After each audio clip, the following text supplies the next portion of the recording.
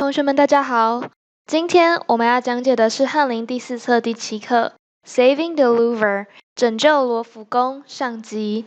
巴黎羅浮宮收藏了許多偉大的藝術品，是十分重要的藝術殿堂。本課講述法國人捨命保護羅浮宮偉大藝術作品的行動，以及他們如何利用機智克服重重難關，完成艱鉅的使命。讓我們一起來看看吧。How do you hide a painting that is 7 meters tall and 10 meters wide? This and other difficult problems troubled Jacques Jaujard, deputy head of the Louvre Museum in Paris, as the shadow of war lengthened across Europe in August 1939. How do you hide a painting that is 7 meters tall and 10 meters wide?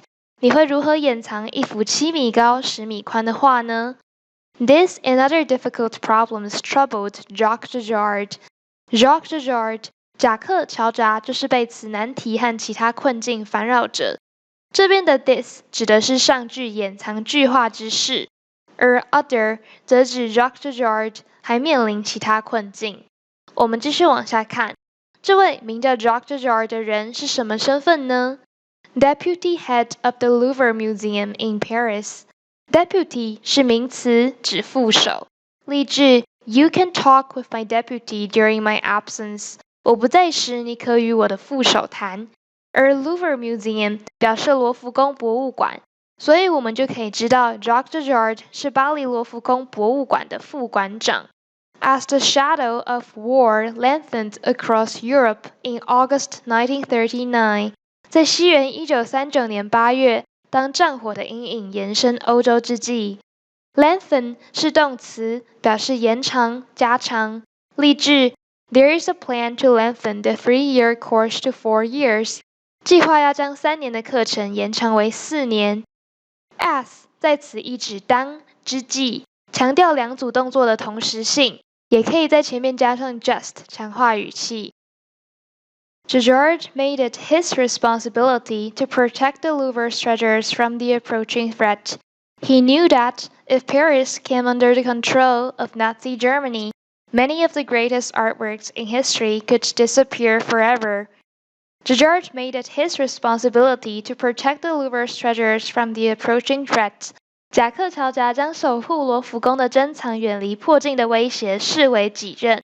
Made it his responsibility， 這裡使用了 make 接受詞補語的結構。本句中 it 為受詞，而 his responsibility 為受詞補語。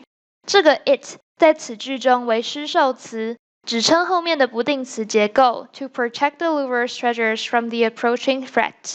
而 approaching 在此為現在分詞當形容詞用，表達主動語義，修飾後方名詞 threat。He knew that 他知道 if Paris came under the control of Nazi Germany 倘若巴黎被 Nazi Germany 納粹德國所控制 many of the greatest artworks in history could disappear forever artwork 指美術品、藝術品，所以這邊的意思便是許多歷史上最偉大的藝術品將會永遠消失。此處的 if 子句為在過去時間結構下可能發生情況的假設。With the help of museum staff and volunteers, Jaujard took action. On August 25th, the Louvre was closed for 3 days. 段落開頭的 with the help of 指在的幫助下，所以我們就可以知道 with the help of museum staff and volunteers 的意思是在博物館的職員和志工的協助下 ，Jaujard took action。喬扎採取行動。當我們想表示採取行動之意時，便可以像課文一樣使用 take action 的結構。這個片語意思相當於 make a move 或是 do something。On August 25th， 在8月25日 ，the Louvre was closed for 3 days。羅浮宮閉館3天。Officially, the closure was for repair work, but over the next 3 days and nights,Hundreds of staff and art students placed the museum's precious contents into white wooden crates. Items were classified according to their importance. 段落開頭的 officially 在此意指根據官方說法。The closure was for repair work. 閉館是為了進行維修工作。But over the next 3 days and nights, 不過接下來的3天3夜中 ，hundreds of staff and art students 數百名職員和藝術系學生 placed the museum's precious contents into white wooden crates， 將館藏的珍貴物品裝入白木箱內。Crate 是條板箱的意思。Items were classified according to their importance. Classify 為本課單字，是動詞，表分類。例句 ：Biologists classify animals and plants into different groups. 生物學家把動物和植物歸入不同的類別。所以 items were classified according to their importance 便指品項根據重要性進行分類。Cases containing major works of art were marked with a green circle.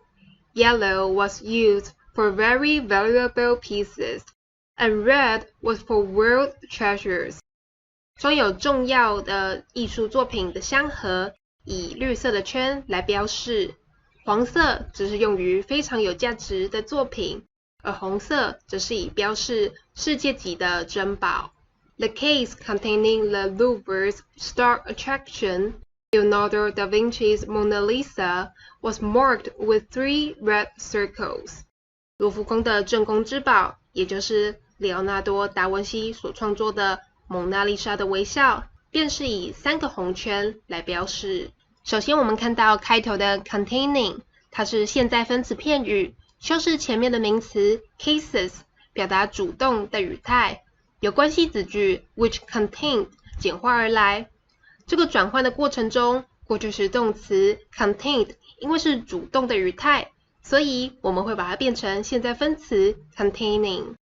後面看到 big marked with 加上名詞或者是形容詞，是指標示着某個東西。第二行我們看到 valuable 形容詞，代表貴重的。例句如 These antiques are extremely valuable. 這些古董非常貴重，非常值錢。第三行我們看到這裡的 star 在這裡做形容詞用，意思是指最好的、最出色的、最重要的。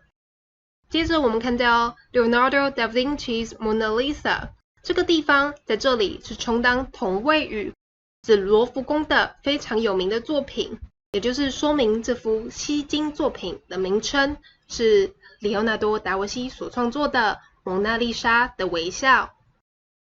The logistics of removing such a vast collection of artworks would be challenging even in normal times.